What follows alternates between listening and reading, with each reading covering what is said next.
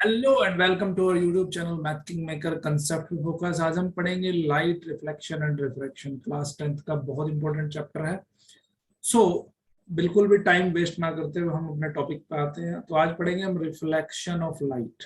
Reflection of light क्या है? देखो, लाइट के बहुत सारे फिनोमेना होते हैं। रिफ्रैक्शन होता है, रिफ्लेक्शन होता है, ठीक है, डिफ्लेक्शन होता है।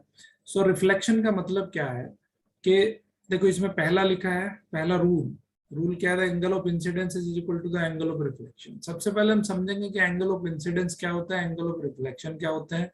तो अगर ये हमारे पास कोई इस मिरर सरफेस है, ठीक है, ये हमारे पास कोई सरफेस है, इधर हमने पॉलिश किया हुआ है। सो अब ये कोई लाइट की रे आती है, लाइट की रे आती है और इस पे जो है इस तरह से इंसिडेंट होती है, ठीक है। इस जो रे इस पे इनकमिंग रे है, इसको कहते हैं हम इंसिडेंट रे। और इस पे जो ये सरफेस है हमारे पास, इस सरफेस पे एक परपेंडिकुलर डाल लेते हैं। तो ये लेटस से हमारा एक परपेंडिकुलर हो गया, ठीक है। परपेंडिकुलर मतलब इस पे 90 डिग्री का एंगल बनाते हुए यहाँ पे एक परपेंडिकुलर खींच लिया हमने, ठीक है। तो ये जो इनकमिंग रे है, इसको कहते हैं हम इंसिडेंट रे, इंसिडेंट रे, ठीक है। और आफ्टर रिफ्लेक्शन, जब इससे रिफ्लेक्शन होगा तो एक रे इस तरह से निकलेगी, इसको कहते हैं हम रिफ्लेक्टेड रे, ठीक है। इसको कहते हैं हम reflected ray. So angle of incidence क्या होता है? एंगल ऑफ इंसिडेंस होता है जो ये परपेंडिकुलर के साथ बनाता है। Angle of incident ray, incident ray जो एंगल परपेंडिकुलर के साथ बनाता है उसको कहते हैं हम एंगल ऑफ इंसिडेंस, ठीक है। और रिफ्लेक्टेड रे के साथ जो एंगल बनता है उसको कहते हैं हम एंगल ऑफ रिफ्लेक्शन। सो ये पहला रूल क्या कहता है? The angle of incidence is equal to the angle of reflection. तो यहाँ पे जो आई की वैल्यू होगी वो आर के बराबर होगी। ये है रिफ्लेक्शन का पहला रूल। दूसरा रूल क्या है? The incident ray the normal to the mirror at the point of incidence and the reflected ray all lie in the same plane. आप ये देख रहे हो, ये जो नॉर्मल है इसको कहते हैं नॉर्मल, ठीक है, या परपेंडिकुलर ऑफ द सरफेस। तो नॉर्मल, इंसिडेंट रे और रिफ्लेक्टेड रे तीनों आपको एक ही प्लेन के अंदर नजर आ रहे हैं। तो इसको कहते हैं, दो रूल है हमारे यहाँ रिफ्लेक्शन ऑफ लाइट के। पहला ये है कि angle of incident equal to angle of reflection होता है। इंसिडेंट एंगल कहाँ से मेजर करेंगे? इंसिडेंट रे और नॉर्मल के बीच के एंगल को इंसिडेंट एंगल कहेंगे। और रिफ्लेक्टेड एंगल नॉर्मल और रिफ्लेक्टेड रे के बीच का जो एंगल होगा उसको कहेंगे हम रिफ्लेक्टेड एंगल, ठीक है। तो ये दो रूल होते हैं रिफ्लेक्शन के। आइए नेक्स्ट देखते हैं। अभी नेक्स्ट, तो अभी हम पढ़ते हैं स्फेरिकल मिरर्स के बारे में। स्फेरिकल मिरर्स कैसे होते हैं? जैसे मान लो कोई एक सर्किल है, सर्कुलर, अगर हमारे पास कोई स्फेरिकल सरफेस है, उस सर्कुलर स्फेरिकल सरफेस से हमने क्या काटना है? छोटा सा एक आर्क काटना है, ठीक है। सो उस आर्क को कहते हैं जो एक तरफ से पॉलिश्ड है। तो अगर बाहर की तरफ से देखो, एक सिरा इसका उभरा हुआ है और एक गहरा है, ये उभरा हुआ है, ये गहरा है। तो पॉलिश अगर हम किसी साइड पॉलिश करते हैं तो अगर देखो उभरे हुए सिरे पे पॉलिश करते हैं तो उसको कहते हैं हम कॉनकेव मिरर। और अगर हम जो गहरा सिरा है हमारा, गहरी तरफ अगर हम पॉलिश करते हैं, देखो इधर इस वाली सरफेस पे पॉलिश कर रखी है, तो इसको कहेंगे हम कॉन्वेक्स मिरर, ठीक है। अब इसके कुछ यहाँ पे टर्मिनोलॉजी है। पोल क्या होता है? जो इसका सेंटर होता है, centre of the reflecting surface of spherical mirror. देखो, अब इसके सेंटर को यहाँ पे, ये एक सेंटर है इसका, ठीक है। इस आर्क का सेंटर जहां पे है, जितनी लेंथ ऊपर है उतनी लेंथ इसकी नीचे होनी चाहिए। तो इस सेंटर पॉइंट को कहते हैं हम पोल, पी से इसको डिनोट करते हैं। यहाँ पे इसका पोल जो है वो ये हो जाएगा, ठीक है। It lie on the surface of the mirror. Mirror की सरफेस पे पोल लाई करता है। The pole is usually represented by the letter P. Simple है। अब इसकी कुछ और टर्मिनोलॉजी देख लेते हैं। उसके बाद क्या है? उसके बाद centre of curvature. The reflecting surface of spherical mirror form से पार्ट ऑफ स्फेयर। अब देखो, सेंटर ऑफ कर्वेचर क्या होता है? एक्चुअली ये जो मिरर है, ये मिरर किसी सर्किल का एक पार्ट होता है ना। ये अगर हम इसको पूरा इस तरह से मिलाएं तो ये किसी एक सर्किल का पार्ट है, ओके। इस सर्किल का ये पार्ट है ना। इसको अगर पूरा मिला दें हम तो ये भी जो है इस तरह से किसी सर्किल का एक पार्ट बनेगा, ठीक है। समझ में आई बात? तो अब सेंटर ऑफ कर्वेचर क्या होता है? The reflecting surface of spherical mirror forms a part of sphere, this sphere has a centre, this point is called the centre of curvature of the spherical mirror. अब देखो इस circle का एक centre होता है, तो ये हो गया इसका सेंटर, मान लेते हैं ये हो गया इसका सेंटर। इस सेंटर को कहेंगे हम इसका सेंटर ऑफ कर्वेचर, इसको डिनोट करते हैं हम सी से। किससे डिनोट करते हैं? सी से डिनोट करते हैं। और ये जो डिस्टेंस है, इस डिस्टेंस को कहते हैं हम रेडियस ऑफ कर्वेचर। पी से अगर सी का डिस्टेंस लगाएं, पी से अगर सी का डिस्टेंस लगाएं, तो इस डिस्टेंस का नाम है आर, और इस आर को कहते हैं हम रेडियस ऑफ कर्वेचर।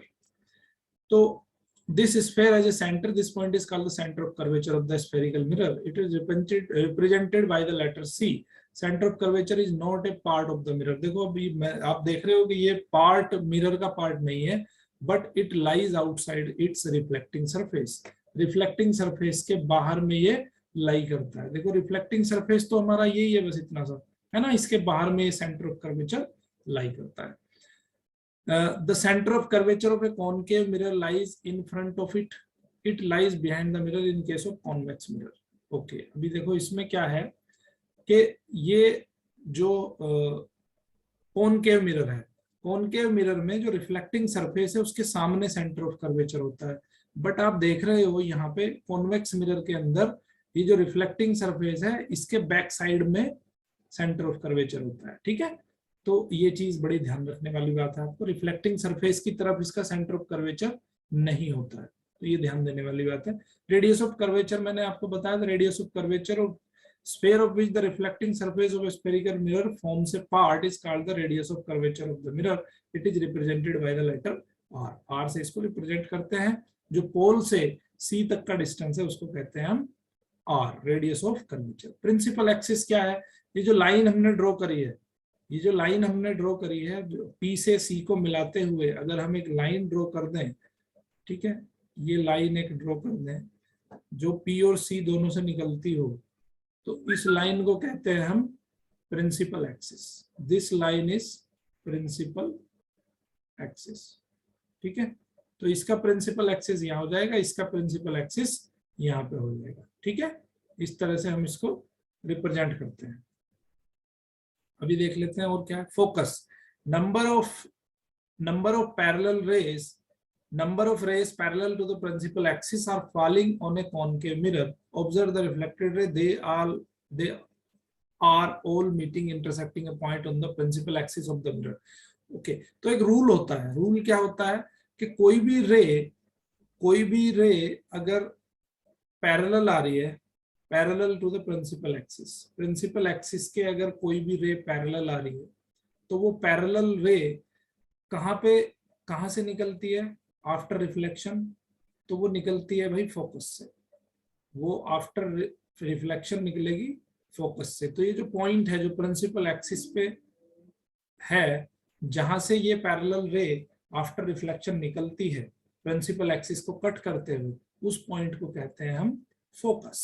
ठीक है, अब देखो यहाँ पे थोड़ा सा उल्टा होगा। यहाँ पे क्या होगा? In case of convex mirror, तो पैरेलल रे यहाँ से आएगी, पैरेलल रे ये आ गई यहाँ से, रिफ्लेक्टिंग सरफेस क्योंकि इसका इधर है ना। तो अब ये कहाँ से निकलेगी? देखो यहाँ, इसमें जो फोकस होगा वो इधर होगा, तो ये यहाँ पे इमेजिनरी लाइन बनेगी। ठीक है, आफ्टर रिफ्लेक्शन तो ये यहाँ से ही जाएगा। ठीक है, ये यहाँ से निकलने वाला है आफ्टर रिफ्लेक्शन, तो रिफ्लेक्टेड रे जो जाएगी वो यहाँ से जाएगी। बट अगर हम इसको पीछे मिलाएं, तो ये पीछे जहां पे मिलेगी उसको कहेंगे हम फोकस। जहां पे प्रिंसिपल एक्सिस को कट करेगी तो उसको कहेंगे हम फोकस। तो यहाँ पे ये appear to be meet at this principal axis, यहाँ पे केवल आपको ऐसा इमेजिनरी लाइन यहाँ पे इसको कट करेगी और यहाँ पे एक्चुअल में इसको कट करेगी रिफ्लेक्टेड रे। बट यहाँ पे इसका एक्चुअल में रिफ्लेक्टेड रे इसको यहाँ पे कट नहीं करेगी, बट हम उसको लाइन को रिट्रेस कर रहे हैं, इमेजिनरी लाइन हम पीछे की तरफ बना रहे हैं। ठीक है, सो यहाँ पे ये इमेजिनरी लाइन है। ठीक है, तो जहां पे ये कट करती है प्रिंसिपल एक्सिस को, या कट करती हुई हमें दिखाई देती है, या इमेजिनरी लाइन अगर कट करती है, सो उस पॉइंट को कहते हैं हम फोकस। तो यही चीज यहाँ पे बता रहा है, the number of rays parallel to the principal axis are falling on a concave mirror, observe the reflected ray, they are all meeting, intersecting at a point on the principal axis of the mirror. This point is called the principal focus of the concave mirror. ठीक है, concave mirror का वो focus कहलाता है। ठीक है, next देखते हैं अभी। तो यहाँ पे एक चीज और देखने को मिलेगी आपको, फोकल लेंथ मैंने आपको बता दिया, जो एफ से पी का जो डिस्टेंस होगा उसको क्या कहेंगे हम, फोकल लेंथ कहेंगे।